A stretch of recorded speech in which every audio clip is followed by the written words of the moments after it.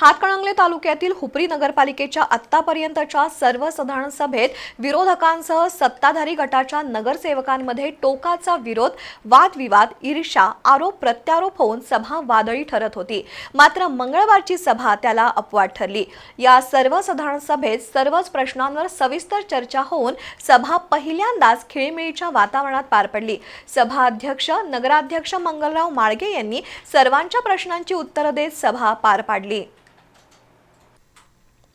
हातकणंगले तालुक्यातील हुपरी इथल्या केंद्रीय प्राथमिक शाळेच्या सांस्कृतिक हॉलमध्ये नगरपालिकेची 8वी सर्वसाधारण सभा पार पडली.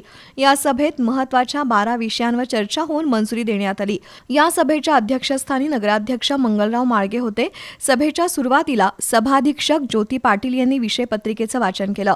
यावेळी घनकचरा व्यवस्थापन माहिती देणं, हिंदू हृदय सम्राट बाळासाहेब ठाकरे नागरी लोककल्याण अभियानांतर्गत कामाची निवड, कर विभागातील कर आकारणीची प्रक्रिया, बिरदेवनगर रस्ता, नवीन घंटागाडी खरेदी, पाणीपुरवठा बचत वाढ, मोकाट कुत्री निर्बीजीकरण करणं, घनकचरा व्यवस्थापन प्रकल्प शेड उभारणं, हुतात्मा चिटणीस चौक सुशोभीकरण करणं अशा 12 महत्त्वपूर्ण विषयांवर चर्चा करून मंजुरी देण्यात आली.